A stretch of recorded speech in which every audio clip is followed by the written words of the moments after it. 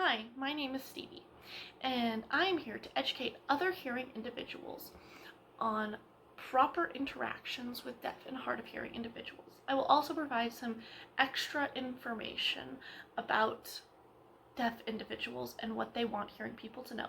I'm also going to talk about how you can become an advocate or help spread awareness.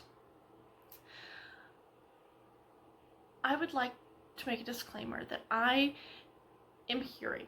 I am in no way an authority on deaf culture or the deaf community. I have only collected information from multiple reliable sources and condensed it into one easily digestible video.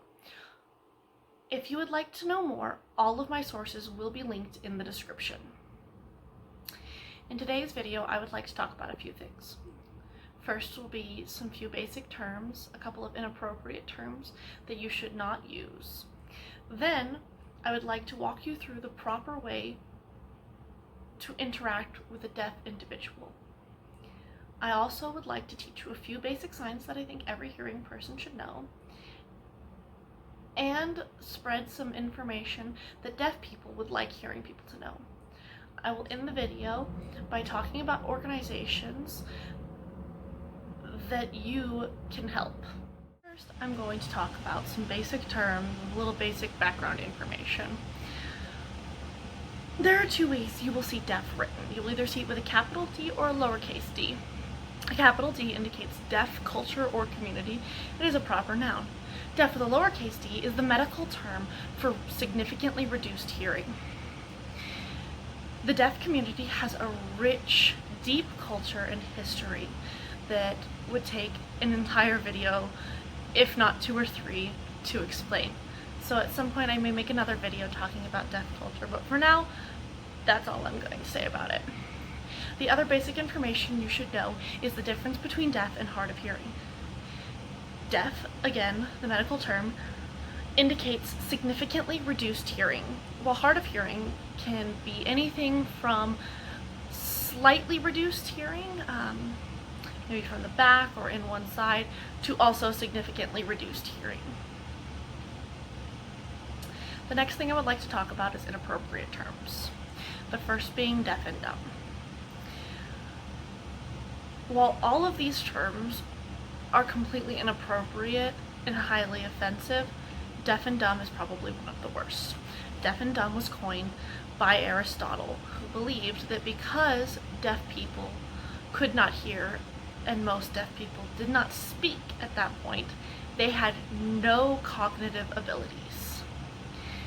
This is highly offensive because, as we know, deaf people are just as intelligent as hearing people, and they are capable of just as much cognitive thought as we are. The next term that was popular is deaf-mute. And this is offensive because deafness and muteness are two different disabilities. A deaf person is not necessarily mute. Most deaf people can make an array of sounds. Some have trained themselves to speak, others sign. All of these things are forms of communication, and they are in no way mute. The final term is one that most people do not know is wrong, and that would be hearing impaired. While it was coined in good nature, it has actually had negative effects, as impaired indicates that a person is lacking in something. And deaf people, while they may not be able to hear, are not lacking anything. Beyond this basic information, I would now like to walk you through a proper interaction with a deaf individual that you are trying to communicate with. First thing I would like to state is do not make any assumptions. Drop your assumptions when you begin the interaction. Do not assume that a deaf person can lip read or speak. Do not assume that a deaf person signs. Do not assume that a deaf person will want to write back and forth. Every deaf person or hard of hearing individual has their preferred method of communication. It is up to you and them to determine what the proper communication will be. So the first thing you're going to want to do is get their attention. You can do this in one of 3 ways. The first is, if this individual is looking at you, is to wave. It's a nice gentle wave to try to draw their attention. Do not wave frantically, as this indicates an emergency. Don't do this thing. The next would be, if they are looking away from you and you're in close range with them, is to touch them to get their attention. Now, the proper touch would be a light tap on the shoulder or arm. Or, again, a hard tap could be considered rude, or they might think that it's an emergency.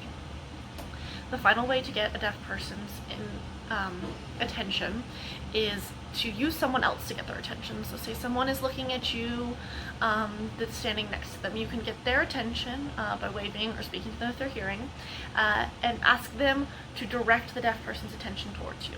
So these are the best ways to get a deaf person's attention. There's also, if you're trying to get a group's attention, is to flash the lights on and off. Once you have their attention, you need to establish the method of communication. Now, the most common one you'll find is writing back and forth, either on a notepad. A lot of deaf people carry notepads, or on the phone. I guess not so many carry notepads now that we have phones. The next would be lip reading and speaking. So some deaf individuals can lip read. It is really hard, but they practice hard and they can do it. Never assume that a deaf person can lip read or speak.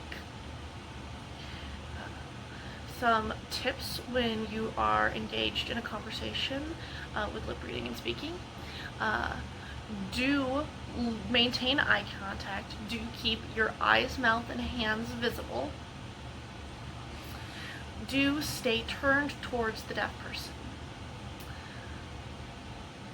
Do talk normally and enunciate. Do not yell. It does not help. Yelling doesn't make a deaf person hear you any better. And do not slow down your speech or talk weird. When you change the way you're talking, it actually makes it harder to lip read because you're not saying the words in the same way that you usually do. The final method of communication would be sign language. This is usually the most preferred method, but again, don't assume somebody knows how to sign, don't assume that they talk, don't assume that they want to write back and forth. Always establish the preferred communication with that person. If you know sign language, that's great. If not, it's fine. You will find other methods of communication. Next, I would like to talk about things that deaf people would like hearing people to know. The first is deafness comes on a spectrum. Some people can hear sounds, others are profoundly deaf and cannot hear anything. Number 2, sign language is not universal. Like other languages, a sign language is specific to the region it is used in. For instance, there is American Sign Language, or ASL, and British Sign Language, or BSL. There are also sign languages for Chinese, French, and other countries. 3, not everyone can read lips, and reading lips is extremely hard. Not only are many things missed when reading lips, it's very exhausting to read lips, especially if the person is in a conversation with multiple speaking people. Number 4, deaf people are just as intelligent as hearing people. Just because someone can't hear doesn't mean they are not intelligent, and is very rude to assume that they are not of the same intelligence level of you just because their hearing is not as good as yours. Number 5, most deaf people are content being deaf. They are not looking for a magical cure, and they take pride in their culture and community. To assume that someone who is deaf is suffering a tragedy is very rude. Number 6, deaf people can do the same thing that hearing people can do. They can drive cars, listen to music, raise a family, and work any level of job. Number 7, all deaf people have different communication methods. Some speak and lip read. some write back and forth, some sign. It all depends on the individual, and do not assume what their preferred method is before you establish that with them. Next, I would like to teach you a few signs that I believe every hearing person should know. We're going to start with some greetings. First is hello. Hello is just a simple wave. Then we have good morning. Good. And you're going to take your dominant hand and touch it to your chin, your non-dominant hand and hold it in front of you, and you're going to bring your dominant hand into your non-dominant hand. Good. Good. Next is morning. You're going to take your non-dominant hand and place it in front of you like this, and bring your dominant hand underneath and rise, like the sun rising. Okay, so again, that's good morning. Again, good morning. Next is good afternoon. And we're going to sign good. Good afternoon. The sun is high in the sky. It's becoming afternoon. Good afternoon. Then good night. Again, good, and then night. So this is night. The sun has come down. It is nighttime. Again, good night. Next, we're gonna go over how are you and the response to how are you. How are you? You can shorten it, but for basic, we'll just say how are you? And while you're doing this, it's important that you furrow your brows. Anytime you're asking a who, what, when, where, how question, you furrow your brows. So, how are you? Right? How are you? Now, responses to how are you. I've chosen two neutral responses. We have good, which you learned before with the greetings. Good. Again. Good.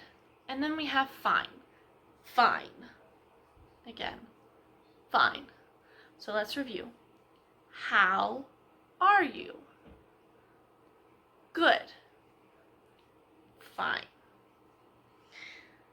Next, we'll go over thank you. Thank you. So you're going to take your dominant hand, bring it to your chin like you would for good, but you're not going to bring your dominant hand into your non-dominant hand. Just thank you. Okay. Next, we have how can I help you?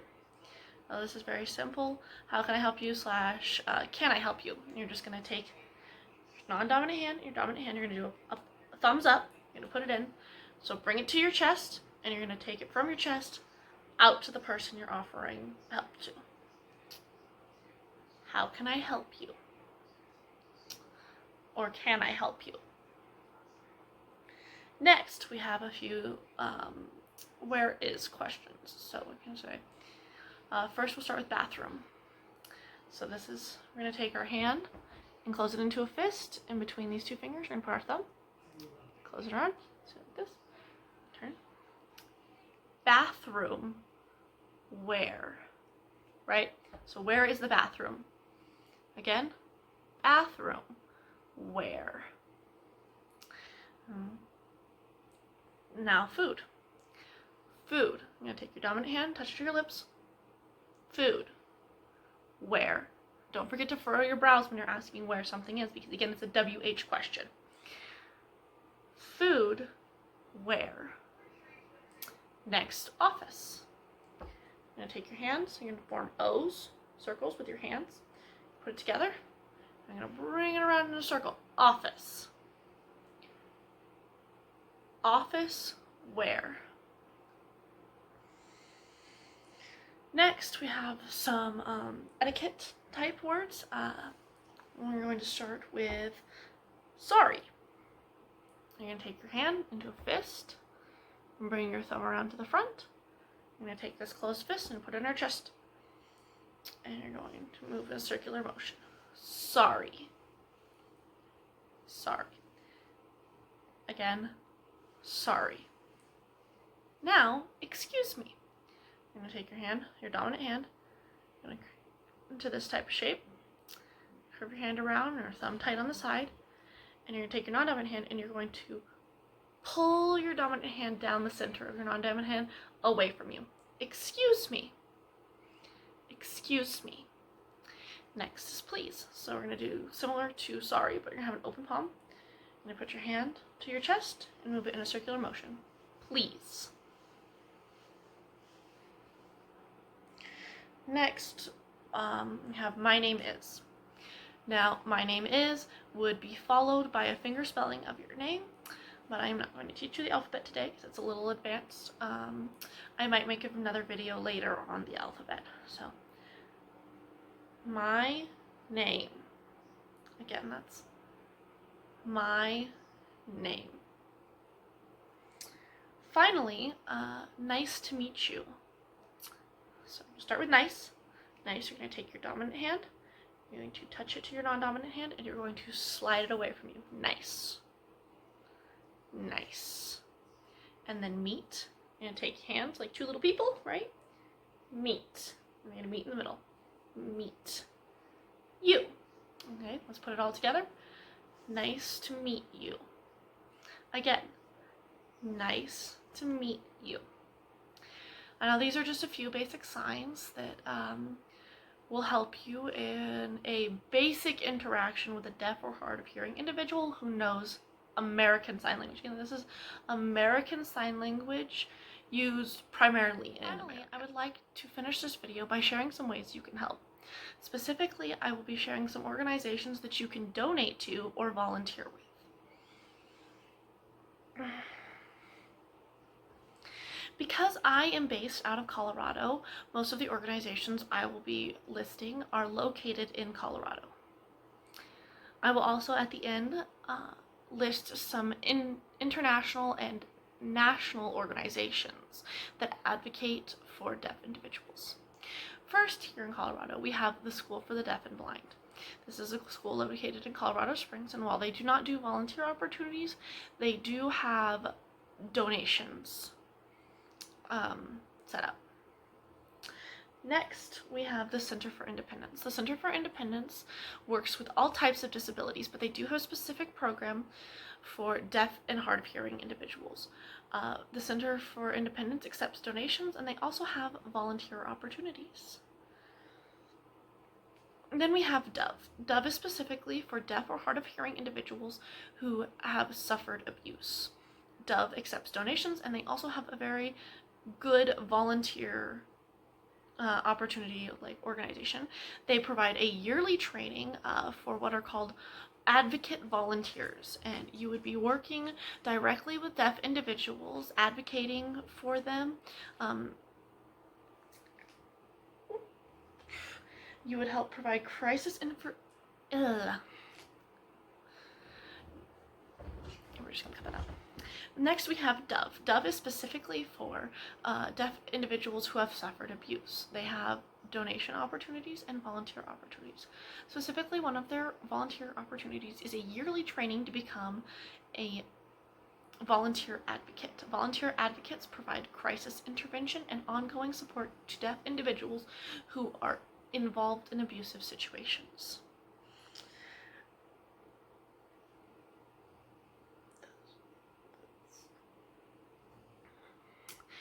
All of these organizations, links to their website will be listed in my description.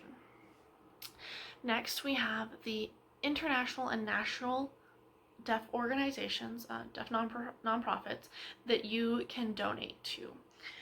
There is National Association for the Deaf, Hearing Loss Association of America, Dogs for the Deaf, National Black Deaf Advocates, American Society for Deaf Children, and World Federation of the Deaf. All of these are great nonprofits that you can donate to. I will link their websites in the description as well if you would like to know more or find out more ways you can get involved. Thank you so much for sitting through this video with me. I appreciate your attention, and I hope that this video has provided some education for you. Have a great day.